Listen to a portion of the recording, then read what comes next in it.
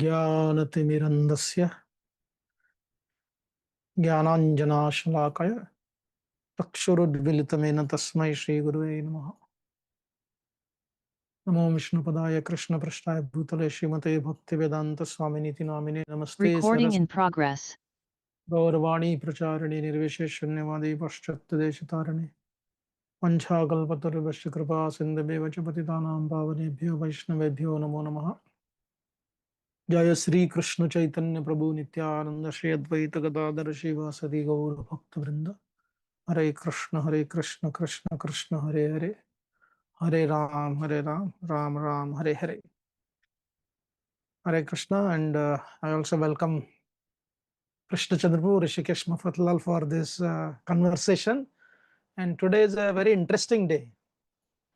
Not only World Charity Day, that is man-made, but the Onam festival, which is celebrated mostly in Kerala and some part of Tamil Nadu, is nothing but the festival of abundance harvesting, but that comes from the whole story of Vaman Dev glorifying Bali Maharaj's great charity.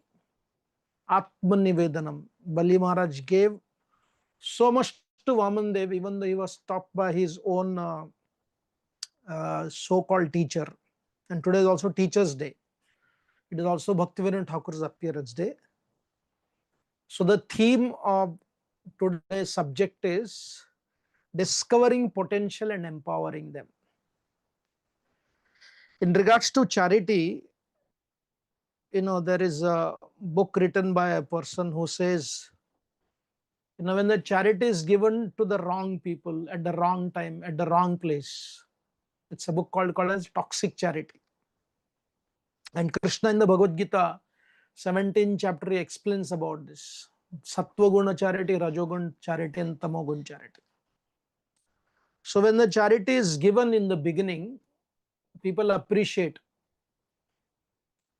Along with the appreciation, next, the step of charity, when you receive again, it gives rise to anticipation. Then the anticipation leads to expectation.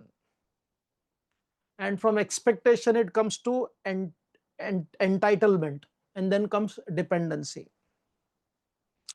Rather than empowering, people become habituated to receive, and rather than growing, they become pampered.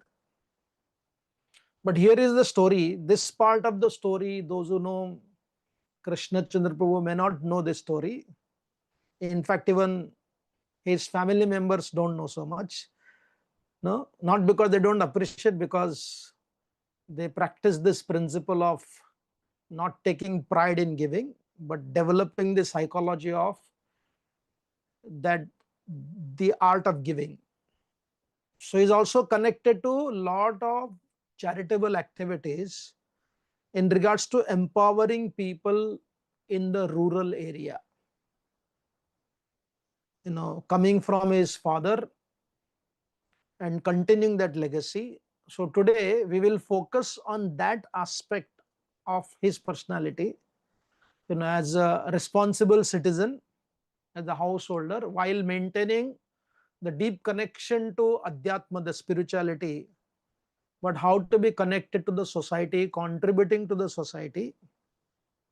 And what we see in this world, unfortunately, those who have, as we were discussing last week, they don't share so much. And that is how it gives rise to envy, which turns into Naxalitism or left ideology, and destruction of good things, and being envious of the wealthy people. Not they are responsible alone, because those who have, they don't empower. So here is the story of empowerment through many of their connection to BAIF and water harvesting in some part of Gujarat, and he is doing that seva for many years. I'll begin my question to him. Krishna Chandrabu, welcome. Yes. So I'll ask the first question to him. So in your work with rural communities, What has been the most surprising way in which ordinary people have revealed extraordinary potential when given the right opportunity? Unmute. Hare Krishna. Can you hear me, Prabhu? Yes, yes. Yeah. So, I was privileged that my father Arvind Bhai used to take me with him when I was also in my starting career to the villages and rural development areas. And the principle that he associated with BAIF and also with NM Sadguru, which is a water foundation, was that they would work with them, with the rural communities for 3 to 5 years, and to see that they become entirely self-sufficient within maximum of 5 years. So any scheme, any activities that they do would make them, so they would do a detailed survey of all the families and then make sure that they come to that level and then withdraw. So with the result that it automatically empowered them to gain. And what I saw was the amazing zeal. I'll just give one example. When there was a time when the company I was running in 1986, we were managing some 10 villages, and our budget was some 25 lakhs, but we really was not getting anywhere because we had no feel for the people. So we got Manibhai Desai because we had association through BAIF, and he came and we were about 1,000 families were involved. And the first thing he said that those who are addicted to alcohol, then they will not be on this program. So automatically 1,000 families became only 40. But he said, no, it doesn't matter. But because Manibhai could relate to the farmers very well, he was just like them. But over time, many women came forward, and they said that, okay, our husbands have problem, they're drinking, but can we take? And Manibhai and Arvind both said, of course. And then that's how it then grew. And now Vasda, with the area where they started, there were over 40,000 families. So we have seen many, many examples of how they would come forward. Like I remember in Amravati also, two ladies they had on the similar situation. So 90% of the men, they are in such desperate situations. They drink and they have difficulties. So the women came forward, and then 3, 4 years later, my father had gone there. They came forward and they, with a new sari, they said, this is what we have bought. And this is what, our income is 35,000 rupees a year, which we're talking of in the early 90s. So we saw that, whether it's agriculture or whether it is, nursery farming, maintaining the cows, the ladies were very much encouraged. And then the men also would come forward. So actually, the men and the villages, I saw that they're because of the sheer degradation of their livelihood, they're extremely quiet. They don't speak much, but they are normally people who exploited them. Even people with good intentions have come and gone, but unless we relate to them, so they hardly speak. But when you give them the opportunity, and I couldn't relate to them initially, but when I saw how others relate, when they earn the trust over many years, and it's amazing how much they can do, and all, especially the activities of skill development and the self-help groups that I think BAIF pioneered. They have now thousands of these self-help groups, which are all women coming together. So there are about 10, 15 women usually in a group. They learn basic accounts, they learn to save money, they learn skills, mango grafting, because in Gujarat and Maharashtra, there are many areas where mangoes are, so many the skills, so just can supplement the income of their farming. So the focus has to be, giving them the opportunity, and we have to withdraw. This is, I hope everybody heard, in the Bhagavad Gita, Krishna, very interesting, very inspiring verse for me, wherein Krishna says, I am the ability in the human beings. When we see the potential becoming into a reality, that reality, when we see from the Bhagavad Gita's perspective, it is manifestation of that confidence, which is nothing but synonymous to Krishna. They may not know it, but at least we as a students of Bhagavad Gita can understand, giving that dignity. So therefore, if you want to know more about this, what they have done, connecting to thousands of families, it's like a virtuous circle. There is a vicious circle and there is a virtuous circle. And Krishna Chandrapur has been part of the virtuous circle, empowering and then withdrawing rather than controlling them. That is how the teachers also behave. The next question is connected to water. The problem of the water when we go, I remember one time I was giving a talk in one city in America to Indian kids. And we were discussing about how sometime in the rural areas when there is drought, people don't have water even to, to clean themselves after responding to the call of nature. I said they use soil, matti ka upyog karte hain.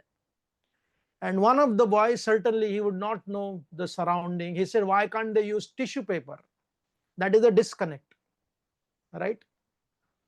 So water, and therefore in the Bhagavatam, we see Krishna continuously, very interestingly, planting the trees and digging the well is one of the pastimes of the Lord when Narad Muni came to visit.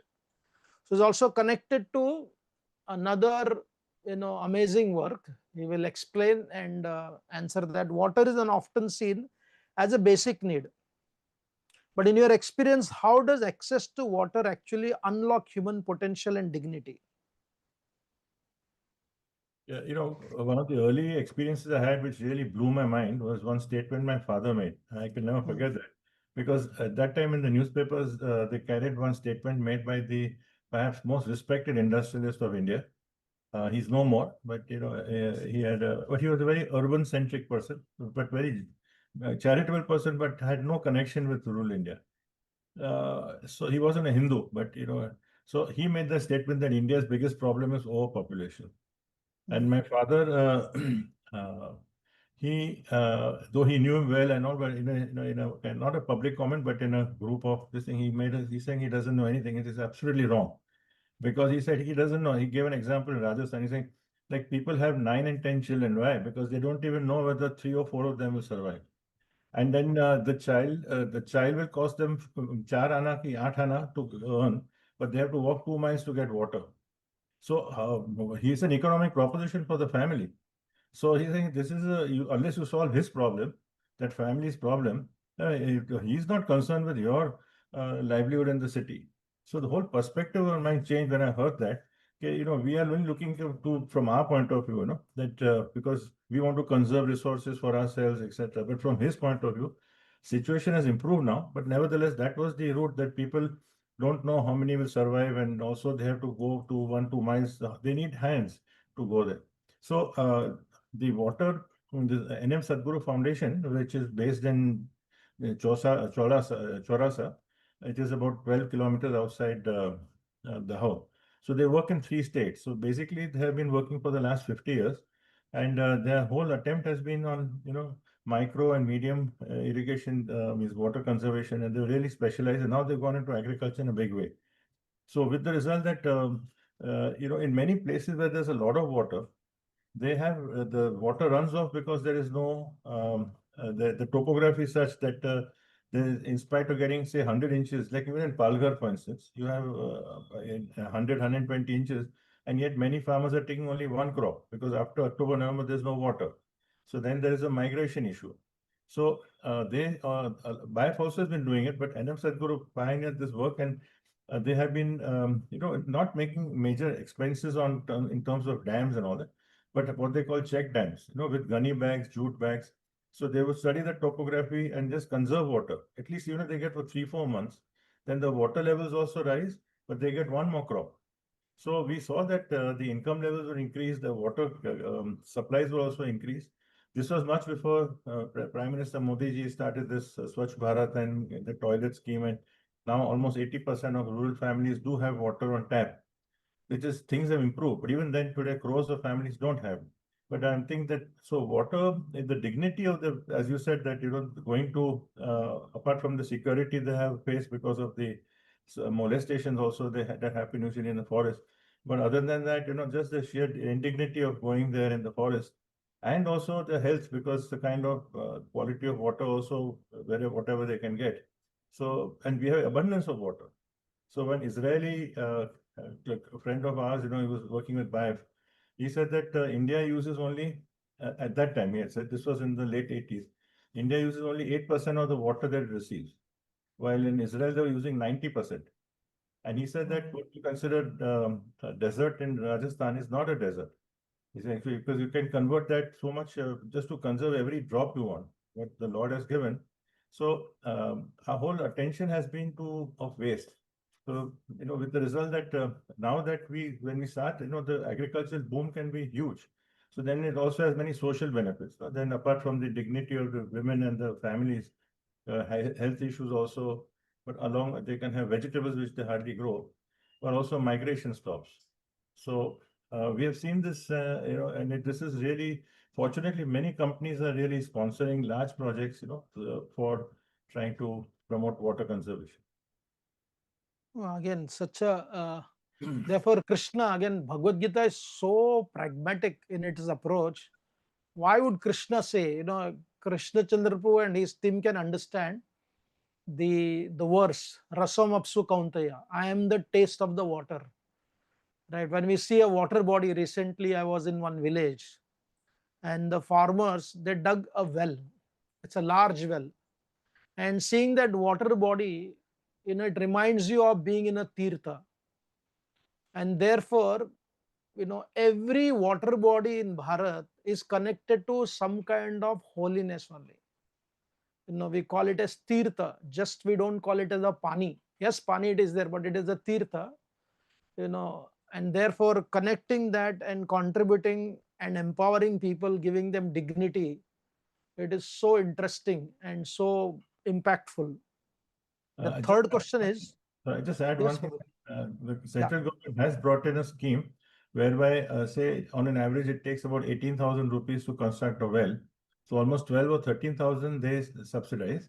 And then the farmers have to come in, and then the agencies like, BAIF or Sadguru or anyone else also come in. So we do a lot to mobilize and try to convince them that they have to put their shramdan. They have to put the labor, because labor is free for them. And then that's how then they have a well. And then the amazing thing is that when the well is there, that is shared by the family. So it's like, by the many families. So it's like a cooperative society. So I've seen wow, this, whether it's lift irrigation or whether it's wells, there's hardly any dispute. Over decades, we've seen that how much, when the tap should be on, how the lift irrigation water should be driven, who should take how much. It's extraordinary how they are able to, manage on their own. wow, this is so profound, So therefore, the abundance gives rise to charitable disposition. That's what Prabhuji is mentioning with water and digging the well. The third question is, how can philanthropy shift from being a handout to becoming a genuine platform for self-reliance and empowerment? So, today, the CSR, corporate social responsibility, it's a good thing. At least it makes companies, it's mandatory for them to give. But then generally it's just a signing of a check. It is linked to certain profits. Companies, the large companies have a budget of 1,000 crores per year. Just the tech 2% itself is like 1,000 crores.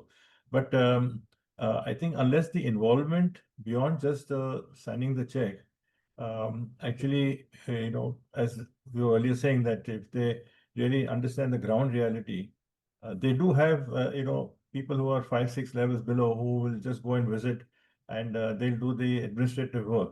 But in terms of actually seeing the that we are not, it's not like that we are somebody great who are doing it. It is actually everything is belonging to God, and we have been given certain resources which were just like a nimit. So if we get involved and we see that people are, we can do our responsibility in terms of discharging that and helping them, just making the connection as a catalyst.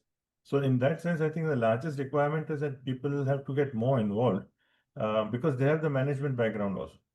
And what I saw in BAIF and Sadguru, the very high quality people who they have an understanding, but if they also have a certain heart or certain disposition, then I think we can actually see major changes happening. So again, this is I remember when Arvind Mafatal, he left in Chitrakoot, one of his assistant was mentioning that when Prime Minister Morarji Desai visited Chitrakoot, he had he had communicated to them that, if you divide India into many zones in regards to empowering people and make it mandatory to all the people from the different industrial background, make them aware and conscious and heartfelt with their resources, he said, then we don't need politicians. Then they can only focus on doing the administrative work. He had that conviction because he had seen it personally transforming hundreds and thousands of people. If you study BAIF and NM Sadguru, water this thing, and Krishna Chandrabu is chairman of both the trust and of course the Sadguru Seva Trust also. So that good heart and resources, when they are combined together, that gives rise to limitless empowerment. Just mechanical transforming of the money, because the charity is given blindly, then certainly that charity will be misused. The people who receive, their number will be less, and those who take advantage of that wealth will be very large. So that becomes a tamogun charity, it doesn't benefit anybody. The fourth question is, both BAIF and Sadguru Foundation work with traditional knowledge and modern science. How do you balance these two in discovering and nurturing rural talent? Fortunately, right from the inception, both the organizations have a consciousness which is, I'd say, very much Bharatiyata. They have that, and especially NM Sadguru has a very strong spiritual background, because my Arvind Bhai was seeing this as a spiritual responsibility. So with the result that the kind of people that we've seen, very, very high quality people. I mean, BAIF has something like more than 50 PhDs and over 200 postgraduates out of 7,000 employees. But they're very simple. The people are so simple. So basically, they are not seeing it as a career. They have done their PhDs, or they have gone to our present managing trustee and the earlier managing trustee. Both graduated from IIM Ahmedabad, but they immediately left and came to, because they had this appeal. So because they imbibe certain values of simplicity, they're able to, but at the same time, their minds are sharp and they're looking at what the present company, like we talked about Israel and the technology they have to conserve water.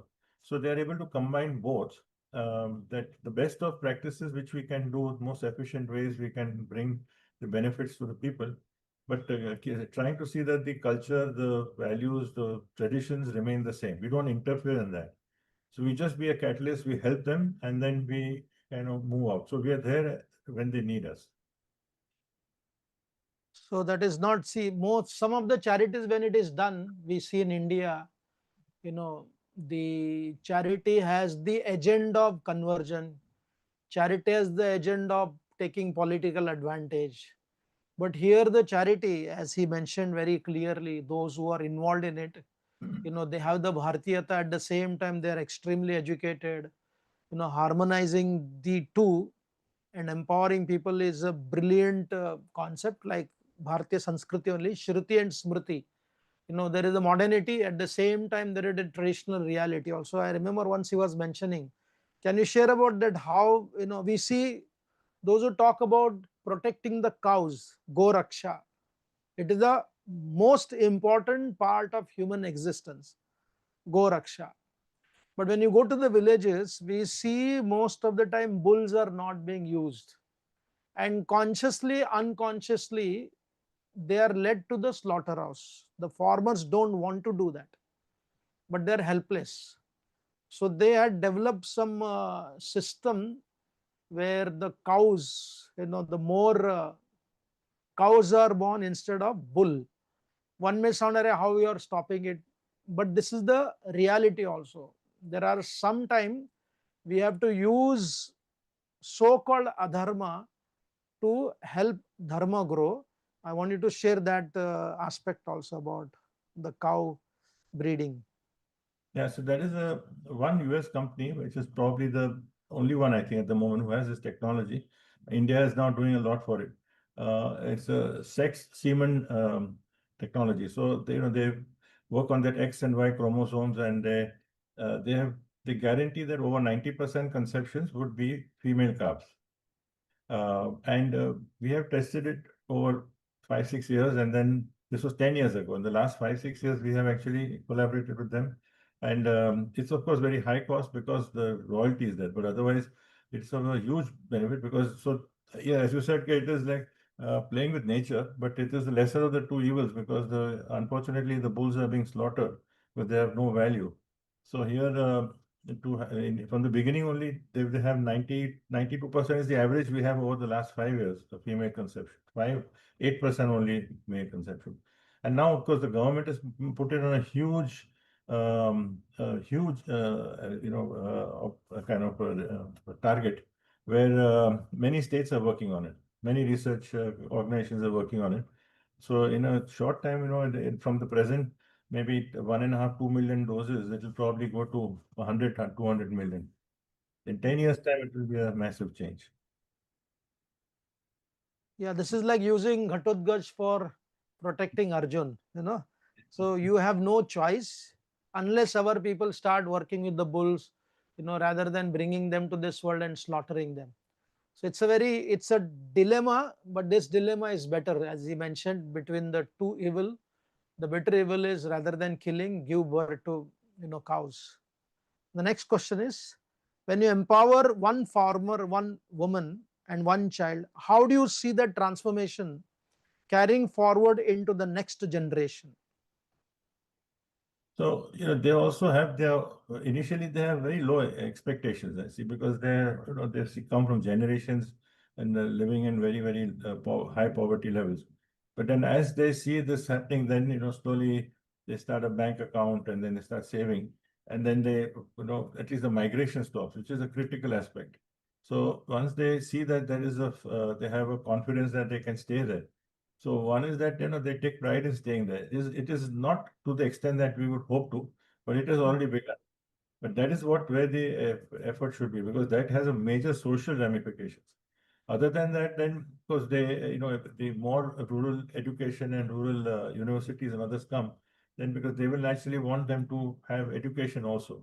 At the moment, then they will send them to the cities, and then all those aspects come. So the transformation to the next generation that is happening, it is not too much in our hands, but with the economy, with the income levels going up, along with it, trying to see that the local other systems, medical and education, really strengthen, so that they are very happy to have a community base, so that the transformation that happens economically also remains there, and they're still relatively protected and innocent from the urban, the modern Western kind of onslaught in culture that is happening.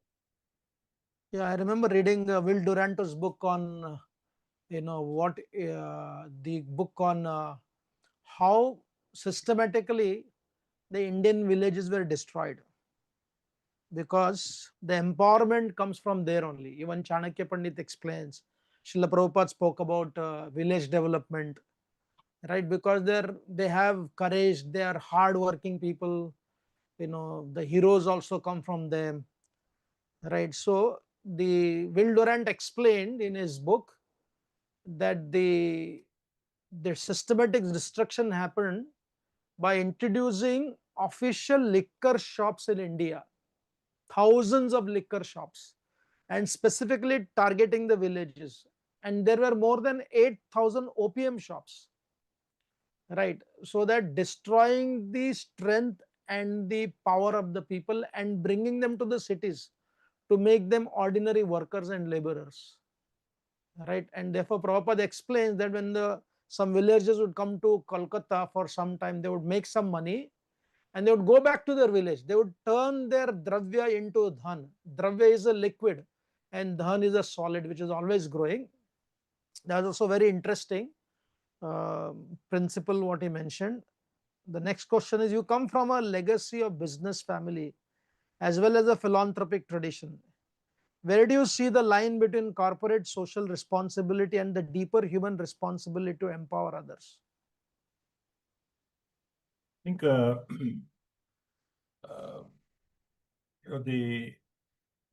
if one's consciousness, and I think it is very much linked to our own dharma, which India has in abundance. If we can really harness that, wherein we see ourselves only as an instrument, and we, rather than just that arrogance of control of the large amounts of money and like we are disbursing to things, so that it is how we are able to just play our role and find happiness in seeing how the changes happen. So one is the involvement, but I think also the consciousness. Hopefully, in future, if we have more and more the dharmic traditions, even among the affluent people, and who really get involved in their donations and charity, then it can percolate more, because otherwise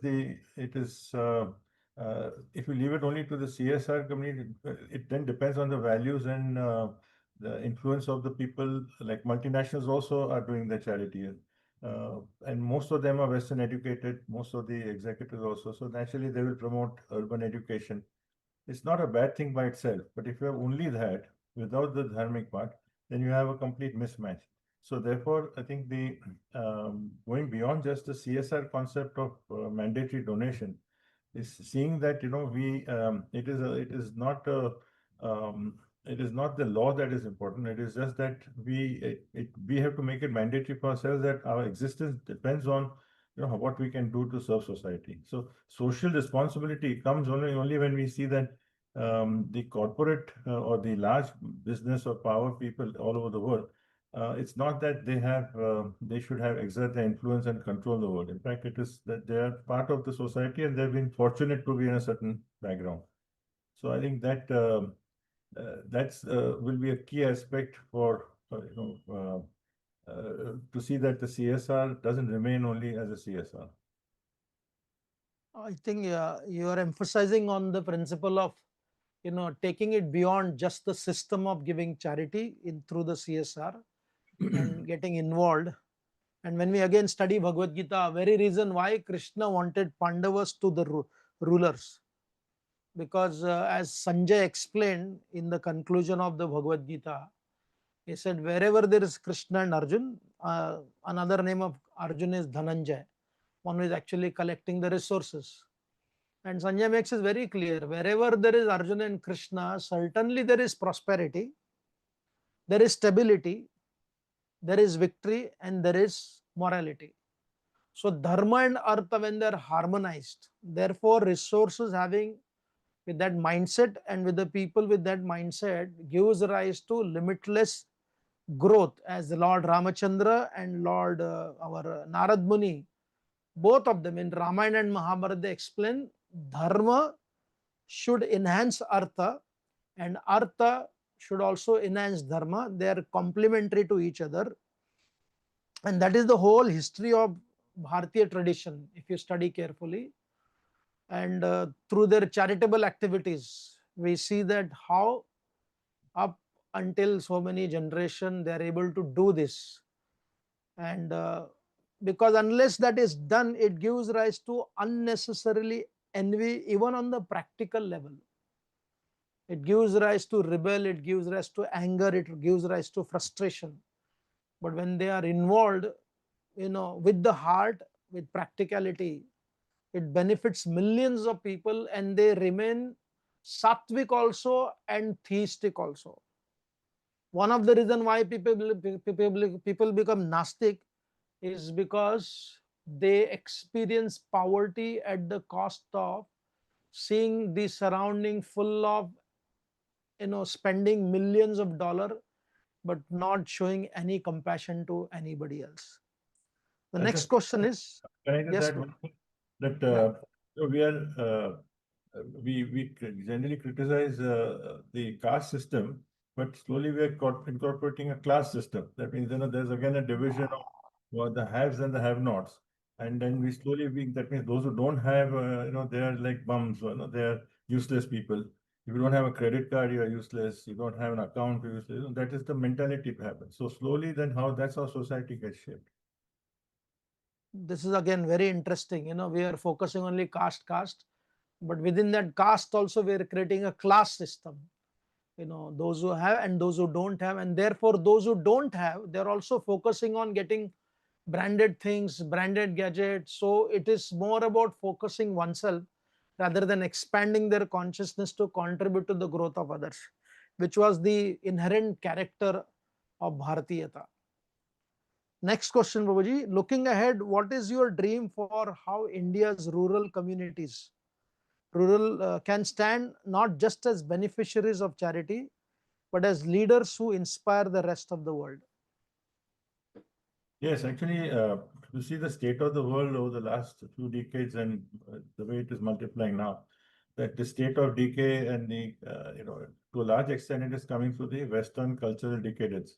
And it's gradually coming in. So it's synonymous with Western education, unfortunately. So there's nothing wrong with the education, but it is the mentality that incorporates. Now, today, we may see that much of the rural India are not fully illiterate, but semi-literate. So in one sense, from a GDP point of view, people will say that, that is a drag to India. But somehow in that situation, they have preserved, they are I would say, the preservators of our culture, traditions, values, basic values like family, respect for seniors.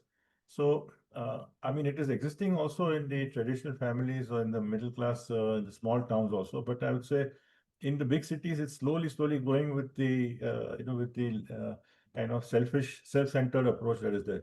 So in the rural villages, the expectations being low.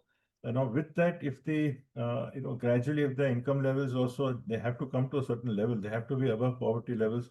But along with it, if they are able to, be rooted there, then they are the ones who actually everyone's looking to India as a country to show the world how the happiness can grow and how India can lead the world in spiritual, knowledge.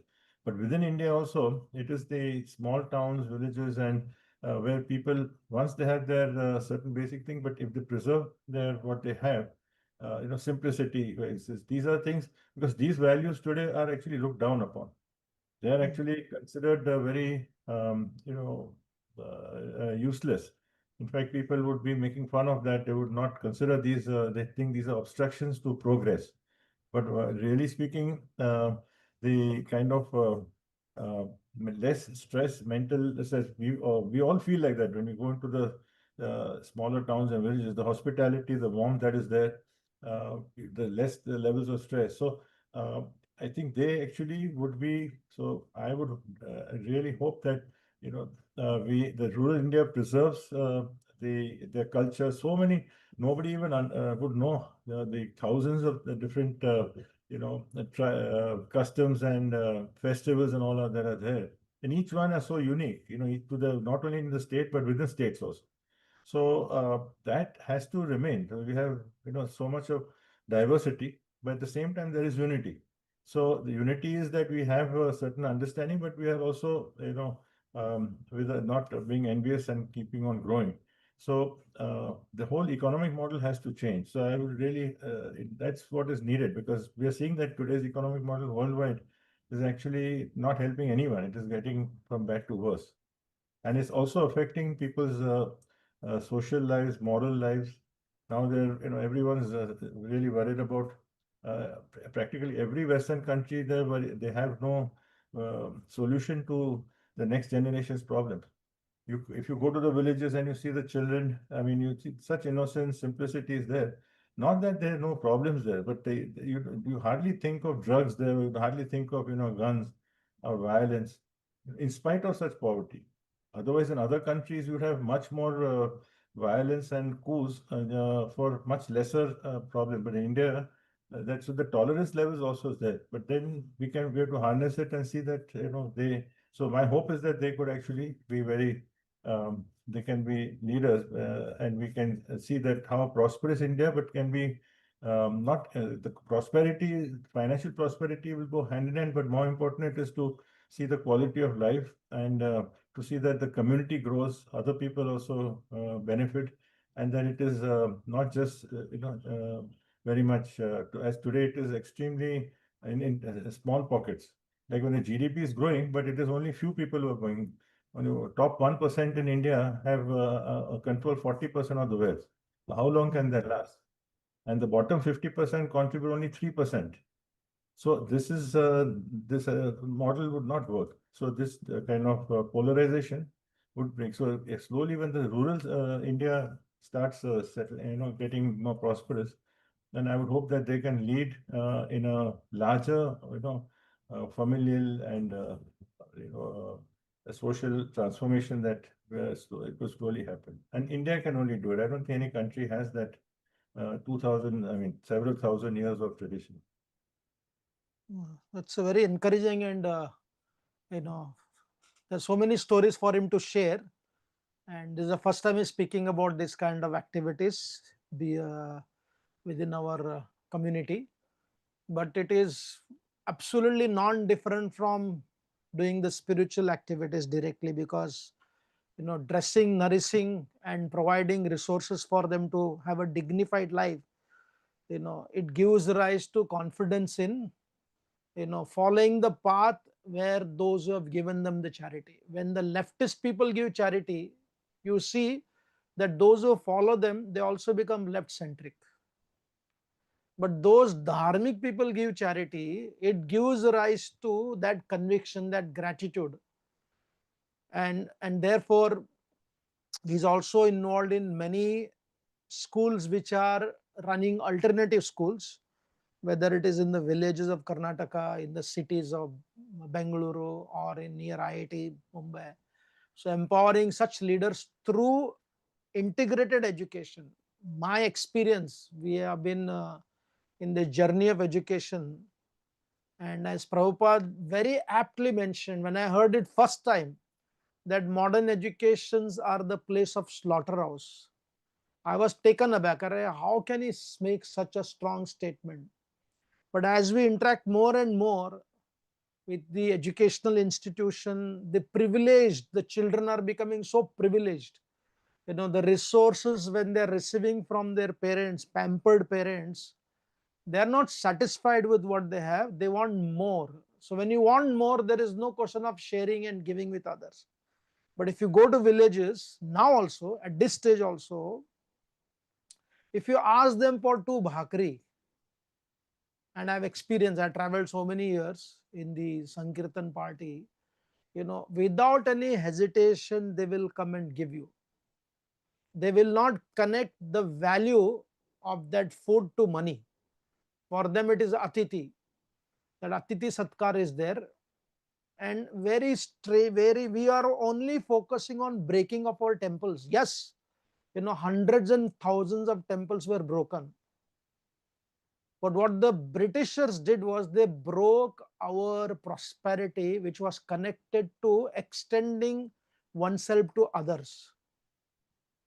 And the women folk, especially the first question which he answered about, imagine hundreds and thousands of men in the villages drinking and beating their wives.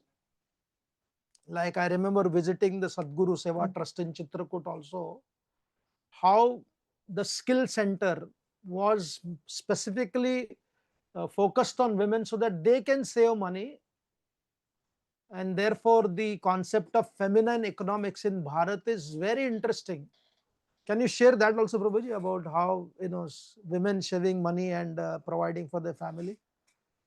Yes, so the self-help groups concept, no, then where they come together, so they have been kind of formally organized so that they also understand how to conduct a small meeting. They take minutes, what they need to. So in that they learn everything, handling money. They start saving sometimes 2 rupees, 5 rupees per month. That is all. But gradually, for them, that patience of, so whether it's money, then it is various things like, then they run a small cooperative, loan lending amongst each other. If they want to buy a fan or buy small appliances also, they trade among themselves and how they would do it. So then there is an innocence and there is a trust among them. It's just that the skills they don't have.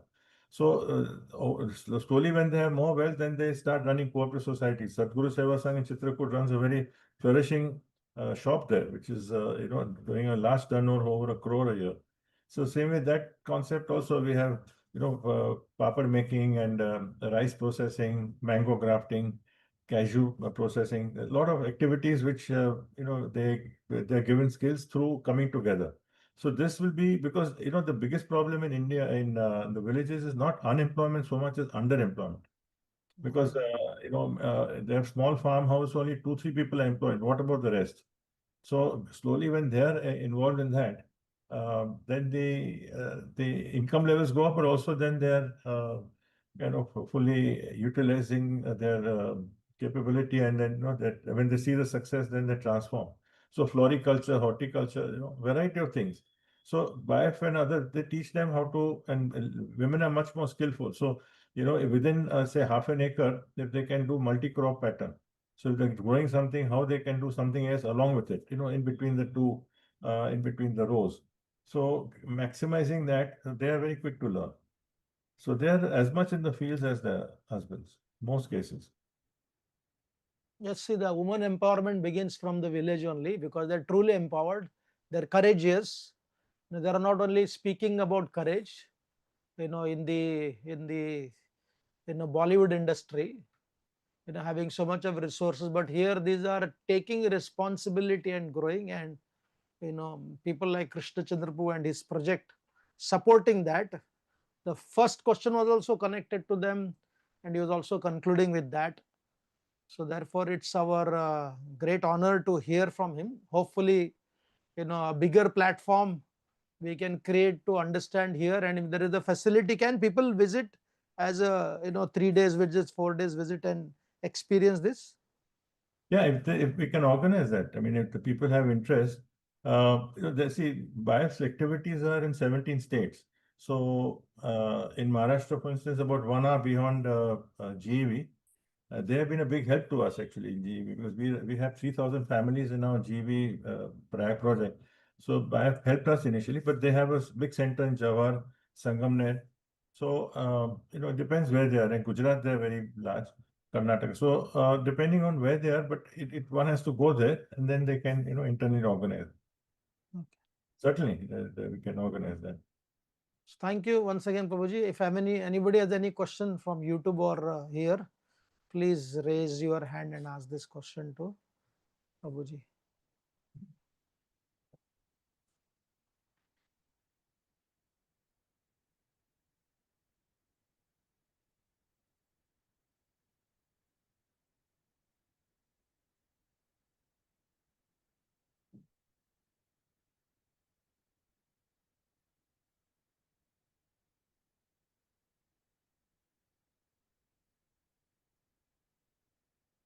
There's Yeah, one hand. somebody raise. Yeah.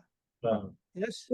So I wanted to ask that while we are working to empower communities, how should we view support which comes from organizations who have a lot of money but are not, like our ethics and values are not coherent with them?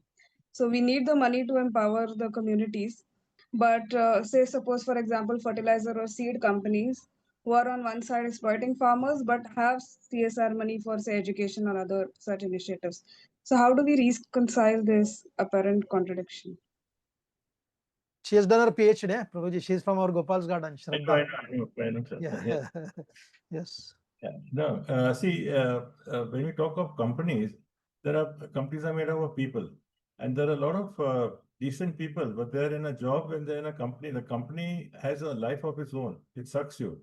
You get totally sucked in. So many of them may have their own values, but they will be, because they have a job, they have to do that. So anyway, if they're giving unconditionally, see, in CSR, they decide that okay, everyone has to have a policy. In that policy, they decide, okay, we will look at say rural education or health or something, which areas. Now, once they decide a company or an NGO to give, from the trust point of view, I mean, we are helping them. It's like how they, like a drunkard coming to a temple. We don't say because of a background, don't come. No? So we don't judge them. In fact, if anything, they're getting purified, they're getting an opportunity, gas Sukruti, to help. So if like ITC, for instance, they're the biggest cigarette company in India, one of the large ones in the world. But they're very large in terms of donations. They have to, even the alcohol companies, they have to spend their money. So in case they give the donations, we don't deny the donations. I mean, the NGOs, they use it. Only thing, we don't ask them to interfere. So I think this is like, at least they get some benefit of how it is used. Because ultimately, this is going to the needy people. We are only a catalyst in it. Govinda, you can. Yeah, Krishna took support from even Ghatotkacha, right? He was adharmic, but on the battlefield of Kurukshetra, there are many people who had no inclination for dharma, that their own personal agenda, but the Lord used them for the cause of Pandava's growth. That means dharma's growth. So they will use somewhere. So if they are giving it to you, then you have the better conscience and facilities. So naturally, as long as they are not putting any conditioning, then it is always welcome to get money from anywhere and everywhere. And also, when we're judging the company by the products, which of course is clear, if somebody is making alcohol or cigarettes, but somebody may be in IT services, somebody may be, so the product may not be, but if you see the people behind them, they may be worse than anyone, we don't know. So everyone has their own, all companies have their various types of people. So in a social organization like Food for Life and things, people are giving. So if you help them to recycle their wealth, ill-gotten wealth, back into society, and it's done. And if we are confident of doing it in the right way, I think it will not only benefit them to some extent, but definitely help to benefit the people who need it. So if they're doing it through an organization which is a good organization, it would be useful. Any other question?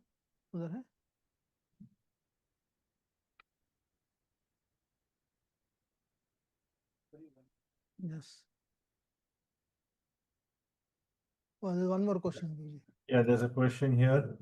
Your views on GM soybeans to increase yield in India? No, I think the Indian, fortunately, the government policy is against genetically modified seeds. And though they're under pressure, so we are praying that they don't yield. We definitely don't need that. In fact, in GV, they have an excellent program called Seed for Life. So where they're actually generating some of the very pure seeds, and which were used to use traditional crops which were 50 years ago, 80 years ago. Over 100 varieties of rice were being grown, and the farmers all knew about it. So we are encouraging that, and actually they are very resilient and appropriate for the lands. So we are making every effort, but well, we ourselves as a NGO, we would certainly oppose it, but we don't know what the government may do. Hopefully, so far, they've resisted the pressure from the US. One of the biggest problems on this tariff issue has been the US is pressing to, on this selling genetically modified seeds and products both. There's one more question from YouTube. How Western-centric development and chronic capitalism in India will revive India? Yeah, so there's always a inherent, kind of a conflict that is there, and it's a challenge. So today, so if you look at the larger aspect, that India also has been going into a consumerist mood. So it is difficult to reverse at the moment, because we're also swept in.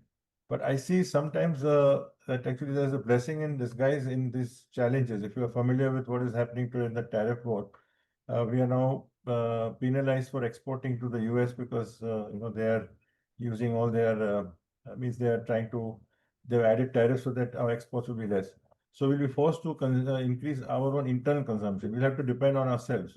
So if that happens, then in the long run, I think it's a blessing in disguise, because then we use our own technology, we use less dependency on the West, and therefore we will be less controlled by them.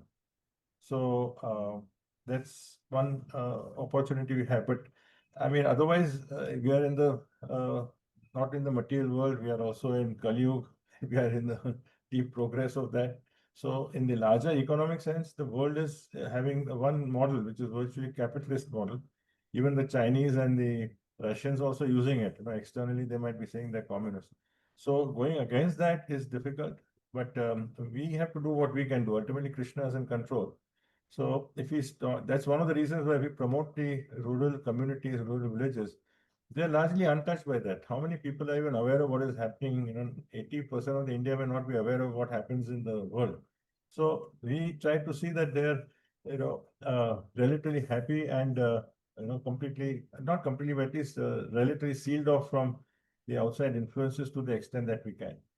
So things like conversion and, religious conversion and cultural invasion that is happening, that is reduced to some extent in the 10 years. If another 10 years goes, that could reduce also. So basically, India is the only, I can say, last stop against this kind of conquest over the world. Virtually most of the Far East has also fallen in that. So I would say it looks a difficult task, but since we are not responsible for managing the world, so we leave it to Krishna to do that. He'll manage, he'll bring up how Mr. Modi came from nowhere. Not a single person expected him to come. And he came 10 years ago.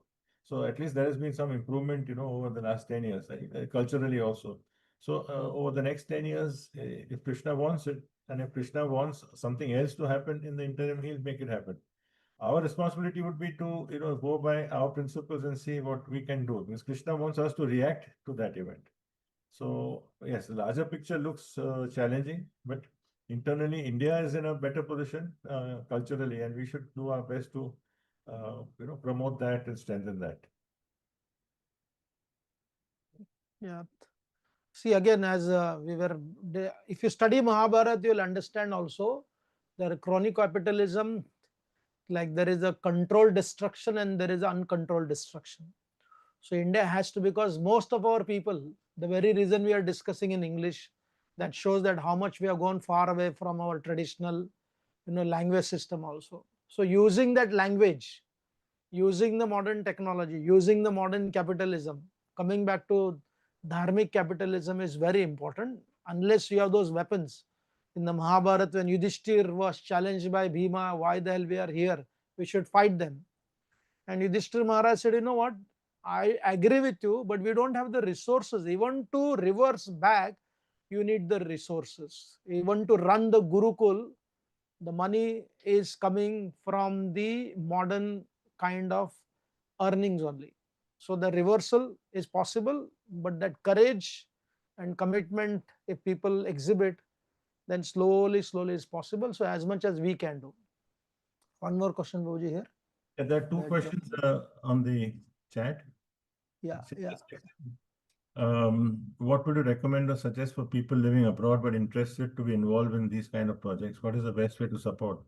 Whether it is our Prague project in GV, that is through Share Your Care, or whether it's BAIF or the people, they are all, they have very good websites which are updating all the time. You can always, get information, and then all of them have FCRAs. So if you are interested in contributing financially or want to be involved in some way, there is ample opportunities.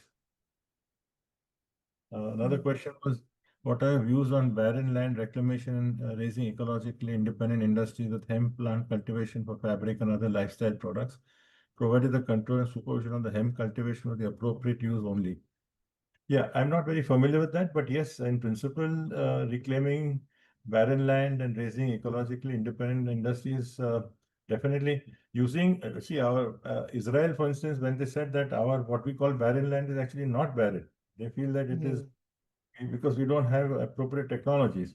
But otherwise, there's a lot that we can put. These are major assets that we have. So hemp is one, but yes, of course, hemp we have to be very careful. But there's lots of things that we can do there. Like just now, BAIF is working very closely with cactus. In fact, I have a bag they gifted me just last week. We were on BAIF, so they make leather from cactus. Wow. So, cactus is something which can grow. Only thing is that now there's a big market and there's excellent products. So wallets, bags, etc., very nice. The only problem is you need to have large cultivation. I mean, you would have to have 100,000, 150,000 acres to get reasonable production. So we also have a plant there. Somebody's put it up. So these are the things which we can do, and they will be fitting into barren lands. So there's a lot of technology available, and it should be encouraged. Thank you, Prabhuji, this for providing amazing message. Like in the Bhagavatam, when Krishna met with his Gopa friends, he showed them the trees. And he said, see how charitable they are. And he said, in whatever way, praner arther dhiya vacha, if you can give your life for such activity, that is great. If you cannot, arther, giving your resources. If you cannot, vacha, dhiya is your intelligence. If you cannot, vacha. So if you can share this story with others, today I think Ganesh festival, less people came, but hearing this concept, understanding, and slowly for many, many years, Krishna Chandrapur, his family are doing this activity. And we hope many will join with him to be strongly spiritual by the grace of his Guru and Srila Prabhupada, and strongly doing Dharma work, glorifying the Bharat. Thank you, Prabhuji. Hare Krishna. Hare Krishna.